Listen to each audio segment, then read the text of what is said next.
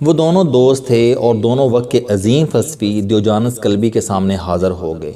دیوجانس کلبی 2500 سال قبل یونان کا ایک ایسا فلسفی تھا جس کی سوچ نے آنے والے زمانوں کے ذہنوں پر گہرے اثرات مرتب کیے۔ یہ درویشی اور ایمان کی اس حد تک پہنچ چکا تھا جہاں انسان کو پانی پینے کا پیالہ بھی عیاشی اور اسراف محسوس ہونے لگتا ہے۔ دیوجانس کلبی عین جوانی میں یہ راز پا گیا، دنیا کی ہر چیز مایا ہے اور انسانی زندگی میں اس کی کوئی حیثیت نہیں۔ اس نے گھر بار چھوڑ دیا، وہ عزیز رشتہ داروں اور دوستوں کے بوجھ سے آزاد ہو گیا اور آخر میں اس نے سماج کو بھی تیاگ دیا۔ اس نے خدا کی زمین کو بستر اور آسمان کو اپنا لحاف بنا لیا۔ اس کا زیادہ تر وقت ایتھنز کے مضافات میں گزرتا تھا۔ وہ زندگی کے آخری حصے میں مذہب کی بندے سے بھی آزاد ہو گیا۔ اس کا خیال تھا کہ متولیوں نے مذہب کو تجارت بنا دیا ہے اور وہ اس تجارت کو تسلیم کرنے کے لیے تیار نہیں۔ وہ لا تعلق، گستاخ اور کھردرا انسان تھا، مگر لوگ اس کے باوجود اس کا پیچھا کرتے تھے۔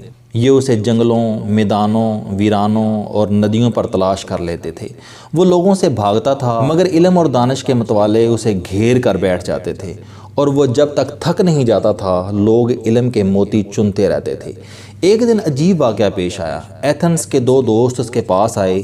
ایک دوست انتہائی امیر تھا، اس کے تجارتی قافلے سینٹرل یورپ سے سینٹرل ایشیا تک جاتے تھے۔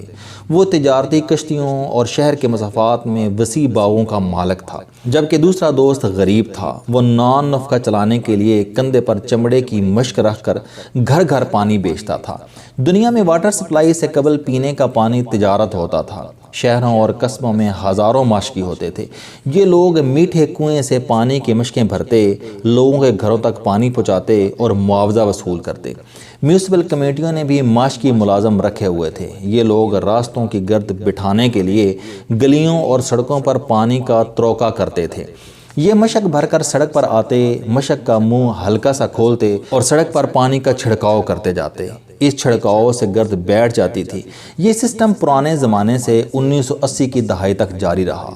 میں نے خود اپنی آنکھوں سے ماشکی دیکھے، مگر معاشرے کی دوسری مثبت روایات کی طرح ماشکی بھی اب ماضی کا قصہ بن چکے ہیں، اور مجھے یقین ہے آج کے نوجوانوں کے لیے مشک اور ماشکی دونوں لفظ اجنبی ہوں گے۔ میں دیوجانس کلبی کے ایتھنز کی طرف واپس آتا ہوں۔ میں 2 بار ایتھنز شہر گیا اور میں نے یونان کی قدیم شاندار تہذیب کا اپنی آنکھوں سے مطالعہ کیا۔ میں اس جگہ بھی گیا جہاں سقراط بیٹھتا تھا اور اس مقام پر بھی جہاں سقراط کے عظیم شاگرد افلاطون نے اکیڈمی بنائی تھی۔ میں ماضی کے ایک کالم میں غلطی سے افلاطون کی اکیڈمی کو سقراط کی درسگاہ لکھ دیا۔ میرے انتہائی پڑھے لکھے بیوروکریٹ دوست سیرت جوڑا نے اس غلطی کی نشاندہی کی۔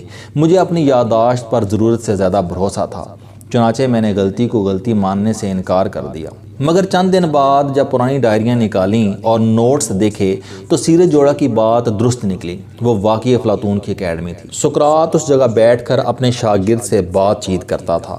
وہ جب زہر کا پیالہ پی کر مر گیا تو افلاطون نے اس میٹنگز پوائنٹ پر دنیا کی پہلی اکیڈمی بنائی اور یہ آگے چل کر افلاطون سے منسوب ہوئی۔ میں غلط تھا، میں نے غلط لکھ دیا، جبکہ سیرت صاحب بیوروکریٹ ہونے کے باوجود سچے ثابت ہوئے۔ میں اس غلطی پر ان سے شرمندہ ہوں۔ دیوجانس کلبی کے پاس 2 دوست آئے۔ ایک انتہائی امیر تھا جبکہ دوسرا ایتھنز کا ماشکی اور انتہائی غریب۔ امیر شخص نے کلبی کو اپنا اور اپنے دوست کا تعارف کروایا۔ دیوجانس کلبی نے ان کی طرف دیکھا اور طویل کہکہ لگایا۔ امیر یونانی نے کہکے کی وجہ پوچھی۔ دیوجانس کلبی نے فرمایا، ایک امیر ہے اور دوسرا غریب، دونوں ایک دوسرے کے دوست کیسے ہو سکتے ہیں؟ امیر یونانی نے عرض کیا، اے وقت کے عظیم فلسفی، میں آپ کی بات سمجھ نہیں سکا۔ دیوجانس کلبی نے جواب دیا، امیر دوست کے ہوتے ہوئے اگر دوسرا دوست غریب ہے تو اس کا مطلب ہے کہ امیر دوست بہت گھٹیا ہے اور یہ دل سے اس کو اپنا دوست نہیں سمجھتا۔ امیر یونانی ساکت ہو کر رہ گیا۔ دیوجانس کلبی نے کہا کہ تم اگر اسے واقعی اپنا دوست سمجھتے ہو تو پھر جاؤ اسے بھی اپنے جیسا امیر بناؤ، میں تمہارے خلوص پر تمہیں مبارکباد پیش کروں گا۔ وہ شخص رکا، اس نے غریب دوست کا ہاتھ پکڑا اور ایتھنز واپس چلا گیا۔ دیوجانس کلبی کا تجزیہ ایک حد تک درست تھا اور دوسری حد تک غلط۔ ہم پہلے غلط کا تجزیہ کرتے ہیں۔ ہمارے ملک میں لاکھ لوگوں میں سے صرف ایک شخص زندگی میں اپنی کلاس تبدیل کر پاتا ہے، صرف ایک شخص جاہلوں میں رہ کر اعلیٰ تعلیم حاصل کرتا ہے، صرف ایک شخص غربت سے امارت تک پہنچتا ہے، صرف ایک شخص ناکامیوں کے کیچڑ سے کامیابی کے خشک پتھروں پر پاؤں رکھتا ہے، اور لاکھوں میں سے صرف ایک شخص اپنے والدین کے لائف سٹائل سے جان چھڑا پاتا ہے۔ اگر یہ شخص اپنی کامیابی کے شیش محل میں اپنے جاہل، نالائق اور سست رشتہ داروں اور دوستوں کو بسانے کی غلطی کر بیٹھے تو یہ لوگ چند دنوں میں شیش محل کو برباد کر دیتے ہیں اور کامیاب انسان کو بھی پاگل کر دیتے ہیں، اور یہ پاکستانی معاشرے کی عام مثال ہے۔ ہم میں سے کوئی ایک شخص اللہ کے کرم اور اپنی محنت سے کامیاب ہوتا ہے اور آخر میں اپنے کسی نالائق بھائی، لالچی بہنوئی اور ظالم سالے کے شکنجے میں پھنس جاتا ہے اور اپنی بے وقوفیوں پر ماتم کرتا ہوا دنیا سے رخصت ہو جاتا ہے۔ یہ اپروچ 100% غلط ہے۔ ہم اب آتے ہیں دیوجانس کلبی کے فلسفے کی طرف۔ ہم اگر زندگی میں کامیاب ہو جاتے ہیں تو پھر ہم پر فرض ہو جاتا ہے کہ ہم کامیابی کی یہ جھاگ اپنے عزیزوں اور رشتہ داروں اور دوستوں کے دودھ کو بھی لگائیں۔ اگر ہم کامیاب ہوں گے، ہمارے رشتہ دار اور دوست ناکام، تو آپ خود تصور کیجئے ہم کیسے مطمئن زندگی گزار سکیں گے۔ چنانچہ ہم پر فرض ہے کہ ہم اپنے گرد و نواح میں موجود لوگوں کی حالت تبدیل کریں، اور دیوجانس کلبی کا یہ مطلب تھا۔ اس کی نظر میں امیر دوست کے ہوتے ہوئے غریب ہونا زیادتی تھی۔ یہ بات 100% درست ہے۔ اب سوال یہ ہے کہ ہم دیوجانس کلبی کے فارمولے پر کیسے عمل کر سکتے ہیں؟ آپ کبھی اپنے کسی عزیز، رشتہ دار اور دوستوں کے ساتھ اپنی کامیابی شیئر نہ کریں۔ آپ انہیں اپنے ادارے، اپنی دولت میں حصہ دار نہ بنائیں۔ آپ انہیں صرف وہ فارمولہ ٹرانسفر کر دیں جس پر عمل کر کے آپ کامیاب ہوئے، آپ کو جس فارمولے نے امیر بنایا تھا۔ آپ کے دوست اگر آپ سے مچھلی پکڑنے کا طریقہ سیکھ گئے تو یہ چند ماہ میں اپنے قدموں پر کھڑے ہو جائیں گے، اور یوں آپ اس کا رشتہ دار یا دوست ہونے پر شرمندہ ہوں گے اور نہ وہ شرمندگی محسوس کریں گے۔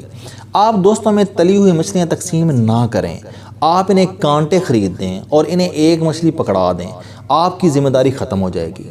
آپ کو اگر اپنے دوستوں اور رشتہ داروں میں سیکھنے کا پوٹینشیل دکھائی نہ دے تو آپ ان کی اولاد پر توجہ دیں۔ آپ کو ان میں سے کوئی نہ کوئی ہونہار بچہ مل جائے گا، آپ اس کی مدد کریں، اسے پڑھائیں، لکھائیں اور سکھائیں۔ وہ اپنے خاندان کا بوجھ اٹھائے گا اور یوں آپ کا حق دوستی ادا ہو جائے گا۔ آپ دیوجانس کلبی کے فکرے کو ذہن میں رکھیں اور اس کے بعد میاں نواز شریف، آصف علی زرداری اور عمران خان کے قوم سے خطاب کے ابتدائی فکرے ملاحظہ کیجیے۔ یہ ہمیشہ عوام سے میرے بھائیوں، میری بہنوں، میری ماؤں، میرے دوستوں اور میرے بچوں کہہ کر مخاطب ہوتے ہیں۔ میں جب بھی ان کے منہ سے یہ لفظ سنتا ہوں تو مجھے دیوجانس کلبی یاد آ جاتا ہے، اور میں سوچتا ہوں کہ وہ شخص جس کے پاؤں میں جوتا نہیں، وہ بوڑھی عورت جس کے سر پر چادر نہیں، اور وہ بچہ جو برسوں سے بے روزگار ہے، کیا وہ واقعی میاں نواز شریف کا بچہ، آصف علی زرداری کی ماں اور عمران خان کی بہن ہے؟ اگر ہاں تو پھر ان کے والد ہونے، ان کے بیٹے ہونے اور ان کے بھائی ہونے پر 1,00,000 افسوس ہے۔ یہ کیسے بھائی ہیں جن کی بہنوں کے سر پر چادر نہیں؟ یہ کیسے بیٹے ہیں جن کی ماؤں کے پاؤں میں جوتے نہیں؟ اور یہ کیسے والد ہیں جن کے بچے بھوک مٹانے کے لیے گردے بیچنے پر مجبور ہیں؟ اور یہ سفید سنگ مرمر کے محلوں میں رہتے، ذاتی جہاز اڑاتے اور لندن، نیو یارک، سعودی عرب اور دبئی میں ڈالر گنتے پھرتے ہیں۔ یہ امیر لوگ اپنے غریب بچوں، بہنوں، ماؤں اور دوستوں کی حالت بدلیں یا پھر یہ سیاست چھوڑ دیں، کیونکہ گندگی اور شہد دونوں ایک ہتھیلی پر نہیں رہ سکتے۔ آپ پانی اور آگ کو ایک برتن میں اکٹھا نہیں کر سکتے، اور آپ کیکر کے درختوں پر ریشم کے کیڑے نہیں پال سکتے۔ آپ اگر ان کے دوست ہیں تو پھر دوست نظر آئیں۔ آپ دوستی کے صرف دعوے نہ کریں۔